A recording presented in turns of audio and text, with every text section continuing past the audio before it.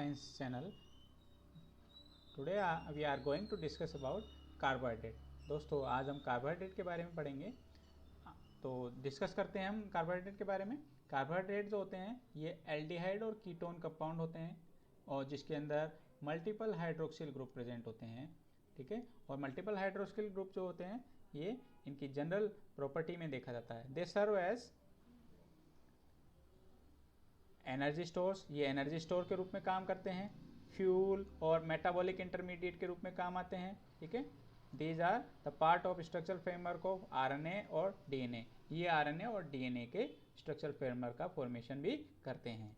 आगे हम बात करते हैं these are the structural element. ये जो हैं बैक्टीरिया और प्लांट के अंदर जो है सेल वॉल का फॉर्मेशन करते हैं, बैक्टीरिया और प्लांट के अंदर. उसके बाद में हम बात करते हैं आर्थ्रोपोड जो कि इंसेक्ट्स होते हैं, इंसेक्ट में इंक्लूड किए जाते हैं. ठीक है, आर्थ्रोपोड के अंदर दिस फॉर्म एक्सोस्केलेटन. ये एक्सोस्केलेटन का फॉर्मेशन करते हैं. ये जो इनका एक्सोस्केलेटन होता है वो पॉलीसेकेराइड का बना होता है. Poly means multiple. ठीक है, पॉली मीन्स मल्टीपल और saccharide means sugar. Multiple sugars का ग्रुप जो होता है इनका एक्सोस्केलेटन का फॉर्मेशन करता है. आगे हम बात करते हैं कि these are link to many protein. ये बहुत सारे प्रोटीन के साथ लिंक होकर ये जो है दिस फॉर्म ग्लाइकोप्रोटीन. ये ग्लाइकोप्रोटीन का फॉर्मेशन करते हैं. ठीक है, अगर ये लिपिड के साथ कॉन्जुगेट होते हैं तो दिस फॉर्म ग्लाइकोलिपिड्स. ग्लाइकोलिपिड्स का फॉर्मेशन करते हैं. ये ग्लाइकोप्रोटीन और ग्लाइकोलिपिड्स होते हैं ये मटेरियल को इनसाइड टू आउटसाइड आने जाने में हेल्प करते हैं और ये इनको परमिशन देते हैं. आगे हम बात करें ये सेल टू सेल रिकॉग्निशन की प्रोसेस में भी काम आते हैं और सेल टू सेल रिकॉग्निशन में ये एक सेल दूसरे सेल को रिकॉग्नाइज करती है. यहाँ इस फिगर में आप देख रहे होंगे कि यहाँ पे ग्लाइकोप्रोटीन जो होती है ये इसमें ग्लाइकोजन और प्रोटीन का कॉम्बिनेशन से बनी है और ये सेल के आइडेंटिटी इसको प्रोवाइड करने का काम करती है. इसकी वजह से एक सेल जो होती है दूसरी सेल को रिकॉग्नाइज करती है और सेल टू सेल रिकॉग्निशन की प्रोसेस हो पाती है. ठीक है, आगे हम बात करते हैं these are oxidised polyhydroxy alcohol. ये जो हैं पॉलीहाइड्रोक्सी एल्कोहल होते हैं जिनका ऑक्सीडेशन होता है. ठीक है, और इनका जनरल फार्मूला जो है बात करें जनरल फार्मूला का इनका CH2ON होता है. यहाँ पर N जो होते हैं there are number of carbon. ठीक है, अब हम आगे बात करते हैं इनका जो पेरेंट कंपाउंड होता है वो होता है ग्लाइसरोल. ठीक है, जो कि लिपिड में भी होता है. ठीक है, it is present in lipid also. और although it is not a carbohydrate, glycerol जो होता है कार्बोहाइड्रेट नहीं है. ठीक है, लेकिन फिर भी ये कार्बोहाइड्रेट का पेरेंट कंपाउंड होता है और लिपिड का भी पेरेंट कंपाउंड होता है. ठीक है, it can be obtain from milk and many fruit which are giving carbohydrate. It can be oxidise to. अगर इनका ऑक्सीडेशन करते हैं तो इनका फॉर्मेशन होता है एल्डिहाइड का फॉर्मेशन होता है जिसे हम ग्लाइसरल्डिहाइड कहते हैं. ठीक है, ग्लाइसरल्डिहाइड. और अगर इसके अंदर कीटोन ग्रुप के रूप में ऑक्सीडेशन होता है तो हम डाइहाइड्रोक्सीस्टोन इसको कहते हैं, कीटोन फॉर्म कह सकते हैं. ठीक है, तो ये जो है इसकी जनरल प्रॉपर्टीज़ हैं. आइए हम बात करते हैं इनके जनरल फीचर्स की जो इनकी स्ट्रक्चरल फॉर्म होती है. ग्लाइसरल्डिहाइड में आप देखेंगे कि यहाँ पर 3 कार्बन है 1, 2 और 3. कार्बन नंबर 1, 2 और 3. तो कार्बन नंबर 1 पे जो हाइड्रोक्सिल ग्रुप है उसका ऑक्सीडेशन होने से ये एल्डिहाइड का फॉर्मेशन होता है. ठीक है, तो यहाँ पर ये एल्डिहाइड ग्रुप है. ठीक है, और यहाँ पर ये जो कार्बन नंबर 2 जो है उसका ऑक्सीडेशन होने से कीटोन ग्रुप का फॉर्मेशन होता है. तो यहाँ पर इस तरह ये जो स्ट्रक्चर है इसको हम कहेंगे ग्लाइसरल्डिहाइड या फिर हम कहेंगे एल्डोट्रायोज. एल्डो मीन्स यहाँ पर एल्डिहाइड ग्रुप प्रेजेंट है. ठीक है, ये एल्डिहाइड ग्रुप है यहाँ पर और यहाँ पर ये कीटोन ग्रुप है. ठीक है, तो एल्डोट्रायोज 3 कार्बन की वजह से इसको ट्रायोज कहते हैं. और जबकि यहाँ पर आप देखेंगे डाइहाइड्रोक्सी, चूँकि यहाँ पे 2 हाइड्रोक्सिल ग्रुप हैं इसलिए इसको डाइहाइड्रोक्सी कहते हैं. और acetone, dihydroxy acetone, ketone group की वजह से एसीटोन या फिर कीटोट्रायोज कहेंगे. ठीक है, आगे हम बात करते हैं this form the basis of all carbohydrate. ये जो है इस तरह के जो ग्लाइसरोल होता है वो सभी तरह के कार्बोहाइड्रेट के लिए मेन बेसिस का फॉर्मेशन करता है. अब हम आगे बात करते हैं कि यहाँ पे ग्लाइसरोल की. तो ग्लाइसरोल में आप देखेंगे कि यहाँ पर जो है ये 3 कार्बन का बना हुआ है, ये भी हमने पढ़ा 1 कार्बन नंबर 1, 2 और 3.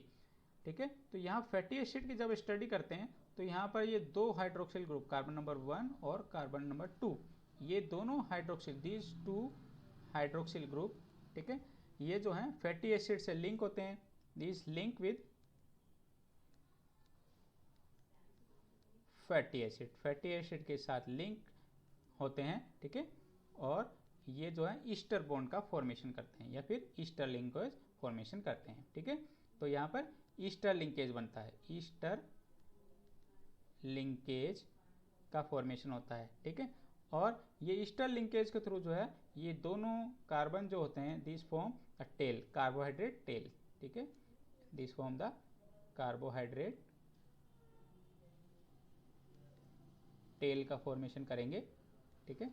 और ये वाला जो थर्ड नंबर का हाइड्रोक्सिल ग्रुप है, ठीक है, ये हाइड्रोक्सिल ग्रुप जो है यहाँ फॉस्फेट के साथ लिंक बनाता है। It form the link with phosphate, link with phosphate, phosphate के साथ लिंक बनाएगा, ठीक है। तो ये जो है यहाँ पर ये वाला रीजन जो है टेल का फॉर्मेशन करता है, ठीक है, it form the tail and carbon number 3 form head, या फिर हम कह सकते हैं पोलर हेड का ग्रुप का फॉर्मेशन करता है, पोलर हेड ग्रुप का फॉर्मेशन यहाँ पर कार्बन नंबर 3 पर होता है, ठीक है।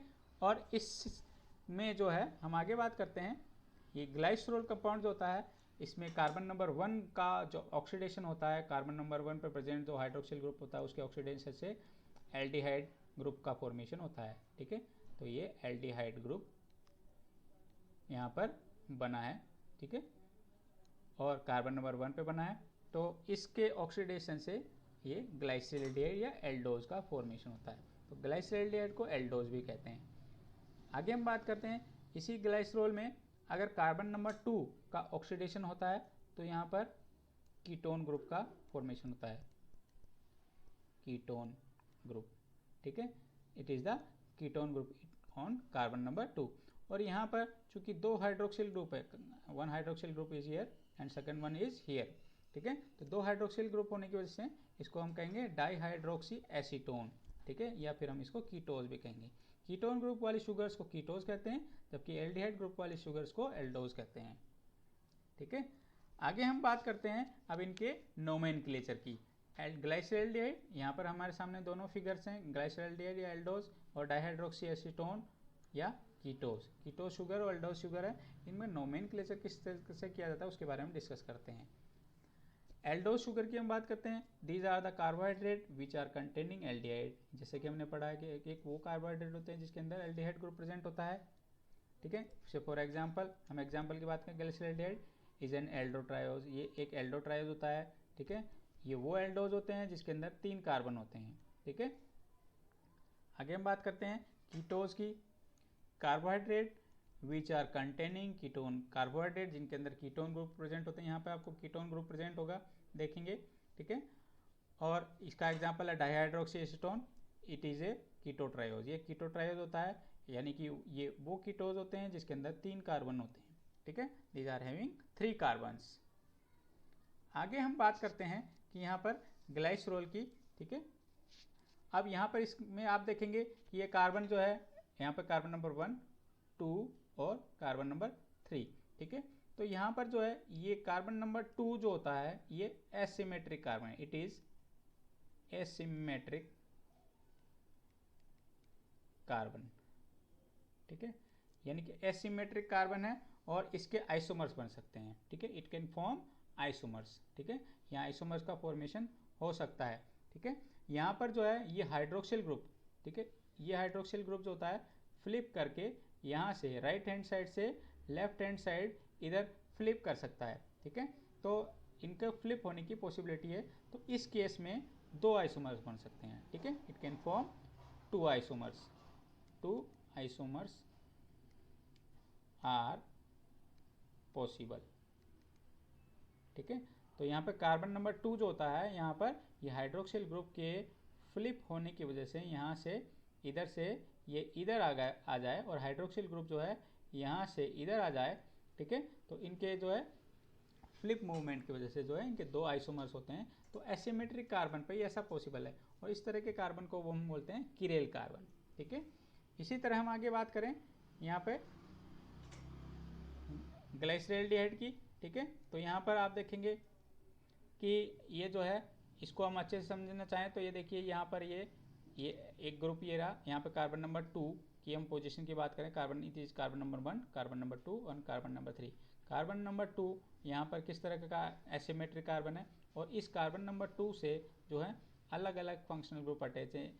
ये ग्रुप अटैच है, एक हाइड्रोजन अटैच है, और 4th नंबर पे इस पे ये एक ग्रुप फंक्शनल ये अटैच है। तो ये 1, 2, 3 and 4, there are 4 different group attached on the carbon. ठीक है, तो ये चारों अलग अलग तरह के ग्रुप्स हैं, और ये डिफरेंट ग्रुप, अगर इनमें से दो सिमिलर हो तो इसको एसिमेट्रिक कार्बन नहीं कह सकते। ठीक है, तो यहाँ पर जो है इस बात का ध्यान रखना है कि वो कार्बन किरेल कार्बन कहलाता है जिसके चारों ग्रुप जो है डिफरेंट होते हैं।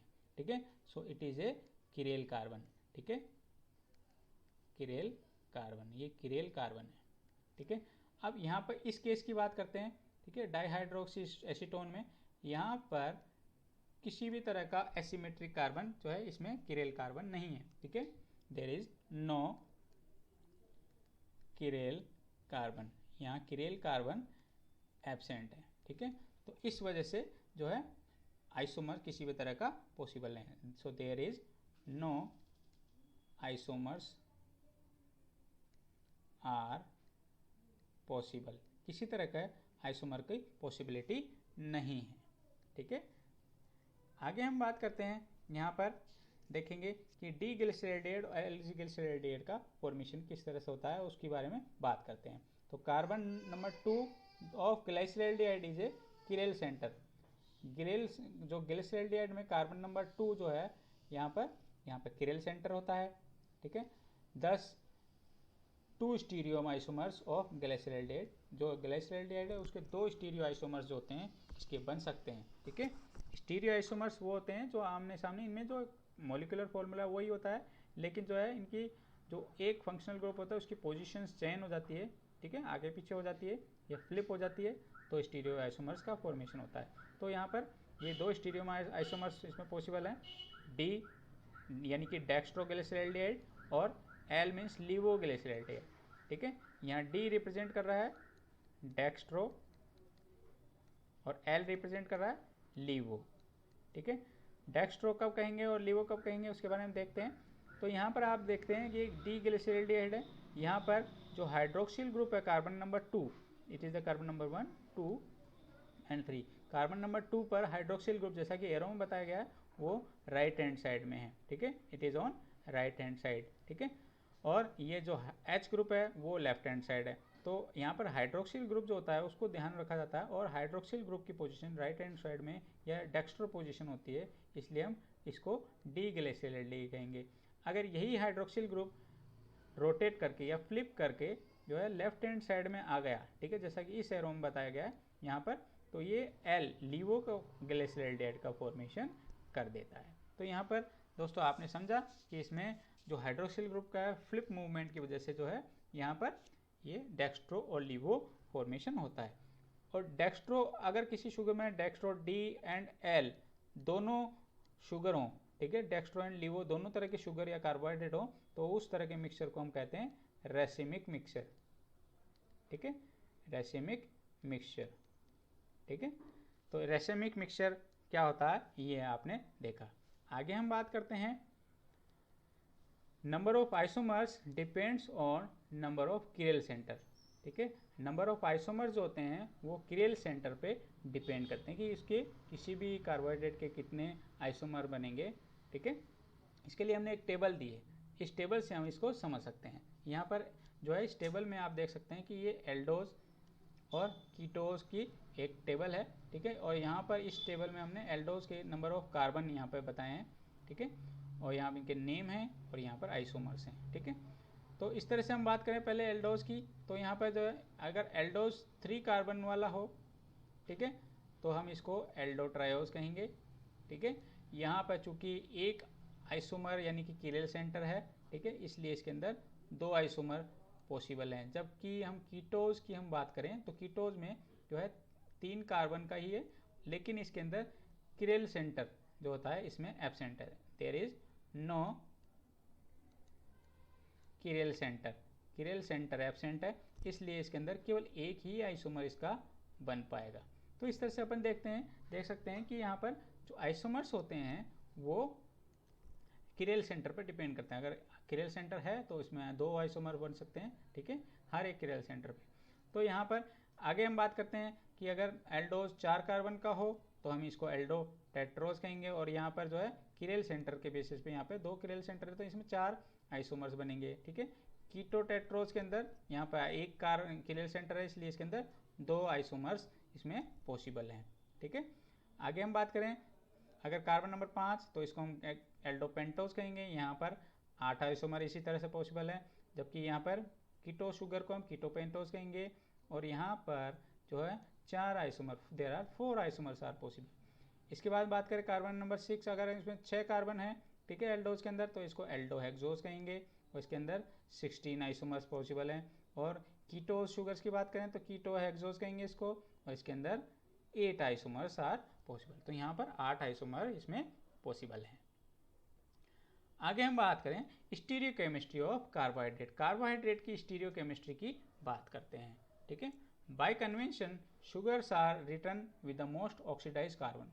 जो इसमें जो कन्वेंशन है उसके अंदर परंपरा के अनुसार जो है शुगर में मोस्ट ऑक्सीडाइज कार्बन को देखा जाता है कि इसके मोस्ट ऑक्सीडाइज कार्बन कौन सा है, यहाँ पर एल्डिहाइड है या कीटोन है, वो टॉप पर होता है, it is present at on the top, ठीक है।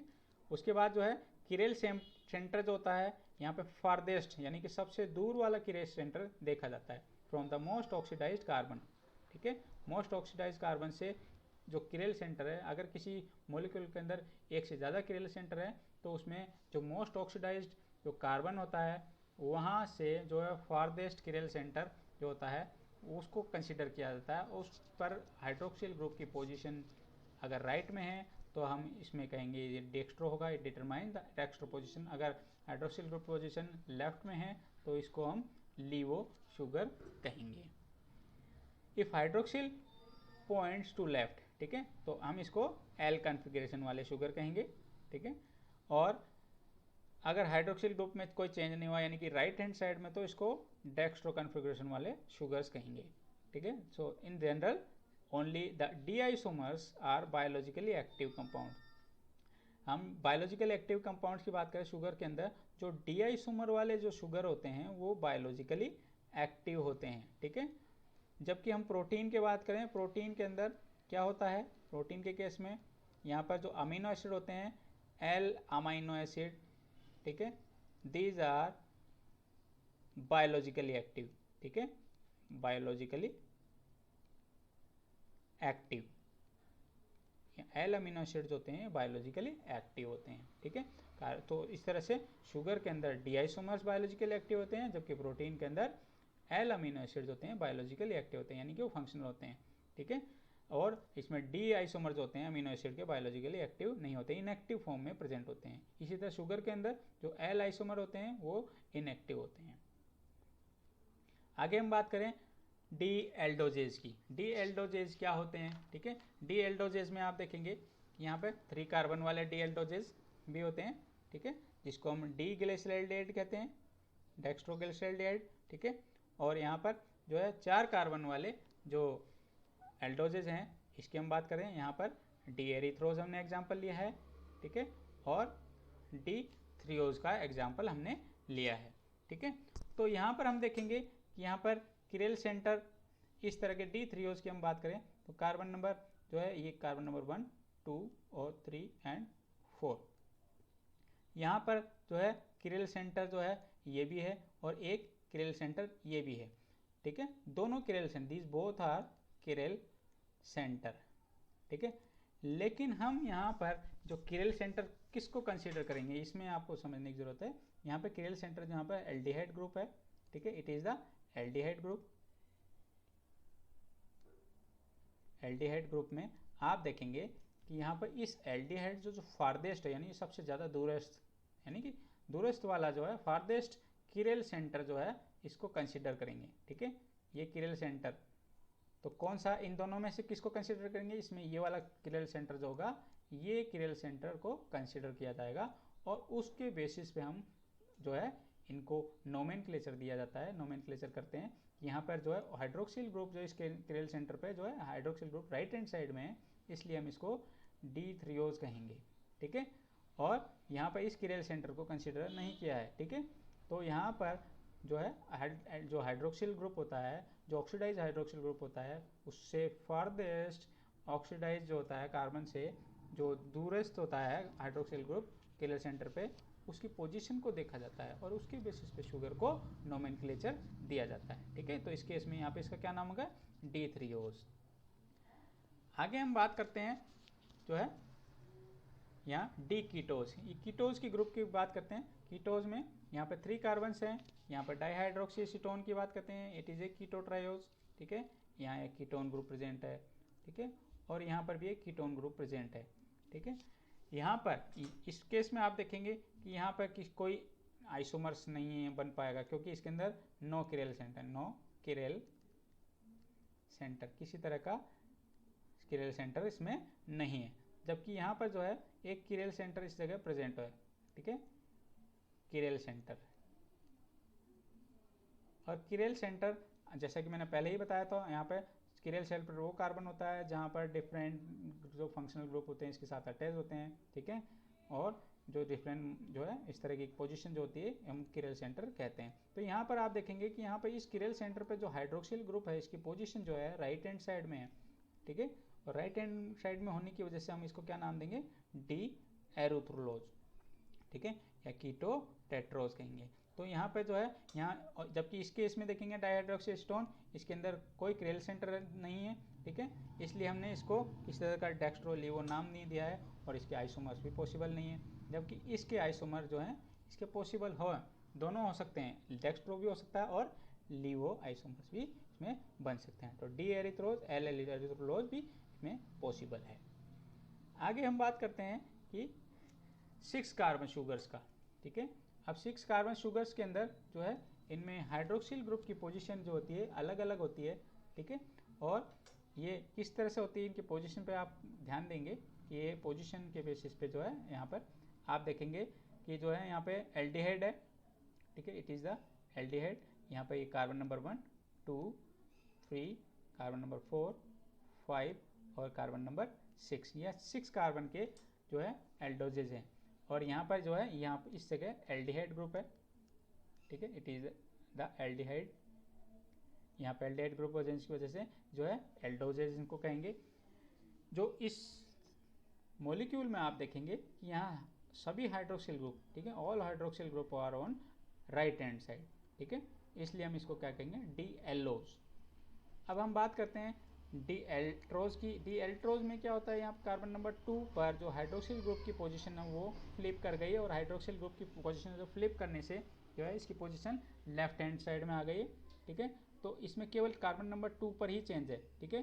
तो यहाँ पर डी एल्लोज के अंदर किसी तरह का चेंज नहीं है, तो नो चेंज, इसको हमने 0 से रिप्रेजेंट किया है। जबकि यहाँ पे डी एल्ट्रोज में कार्बन नंबर 2 C2 पे जो है चेंजेज है, बाकी सारा जो है मॉलिक्यूलर स्ट्रक्चर वैसा ही है, तो इसको डी एल्ट्रोज कहेंगे।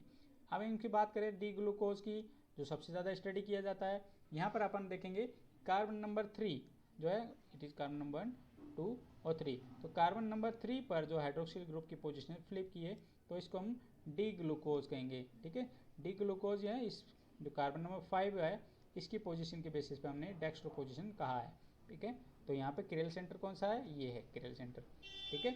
और इसमें हाइड्रोक्सिल ग्रुप की पोजीशन जो है जो चेंज हुई है फ्लिप की है वो कौन सी है, कार्बन नंबर 3। तो यहाँ पर किस में चेंज आया, C3 जो पोजीशन है वो चेंज हुई है, ठीक है। आगे हम बात करें यहाँ पर कार्बन नंबर 2 और कार्बन नंबर 3, यहाँ पर दोनों हाइड्रोक्सिल ग्रुप जो पोजीशन है यहाँ पर इसमें चेंज है, ठीक है। ये डी मेन नोज के अंदर ऐसा होता है, तो डी मेन नोज में कार्बन नंबर 2 और C3 के अंदर hydroxyl group left hand side में।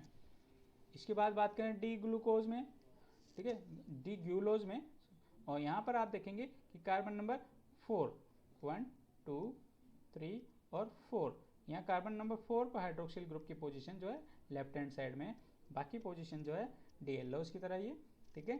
तो यहाँ पर कार्बन नंबर C4 में जो है left hand side hydroxyl group है। आगे हम बात करें डी आयोडोज की। डी आयोडोज में आप देखेंगे कार्बन नंबर 2, ठीक है, और कार्बन नंबर 4, यहाँ पर दोनों के अंदर हाइड्रोक्सिल ग्रुप की पोजीशन जो है लेफ्ट हैंड साइड है, ठीक है। तो C2 और C4 के अंदर पोजीशन चेंज है। इसी तरह डी गैलेक्टोज में हम देखेंगे कार्बन नंबर 1, 2, 3 एंड 4। तो कार्बन नंबर 3 पर हाइड्रोक्सिल ग्रुप पोजीशन और 4 के अंदर carbon number C3 and C4 पर पोजीशन में चेंज आया है। Left hand side hydroxyl group का फ्लिप मूवमेंट हुआ है और यहाँ पर इस तरह से डी गैलेक्टोज का फॉर्मेशन हुआ है, ठीक है। इसी तरह से जो है टेलोज की बात करें, टेलोज में आप देखेंगे को C2, C3 और C4, कार्बन नंबर 4 इन 2 और 3 और 4 के अंदर यहाँ हाइड्रोक्सिल ग्रुप का पोजीशन चेंज हुआ। तो C2, C3 और C4 कार्बन पर ये पोजीशन में चेंज आया, ठीक है, हाइड्रोक्सिल ग्रुप का। तो इस तरह से जो है 6 एल्डोज के जो 6 कार्बन वाले जो एल्डोज शुगर्स हैं इनके अंदर आप इसको रिमाइंड भी कर सकते हैं कि इनके अंदर कौन से कार्बन पे चेंज आया है, ठीक है। तो इसको आप जो है आप इसको आसानी से याद कर पाएंगे। इस तरह के कार्बन नंबर जो पोजीशन है वो चेंज है उसको ध्यान में रखकर जो है आप ध्यान कर सकते हैं कि हर एक मॉलिक्यूल की आपका स्ट्रक्चर का फॉर्मेशन कर सकते हैं। तो बेसिक स्ट्रक्चर जो है डी एलोज ही है और डी एलोज में आगे ध्यान रखते हुए जो है इनका फॉर्मूला जो है इसमें चेंजेस करके आप अलग अलग तरह के शुगर का फॉर्मेशन जो है स्ट्रक्चर उसको ड्रा कर सकते हैं। तो दोस्तों आज तक हमने जो इतना पढ़ा आज के लिए इतना ही काफ़ी है, ठीक है। अगर आपको हमारा लेक्चर पसंद आता है तो आप हमारा वीडियो लेक्चर अपने दोस्तों के साथ शेयर कीजिए और हमारा SP लाइफ साइंस चैनल को सब्सक्राइब कीजिए। ज़्यादा से ज़्यादा आप हमारे वीडियो को शेयर कीजिए और आगे हमारे वीडियो देखते रहिए। Thank you.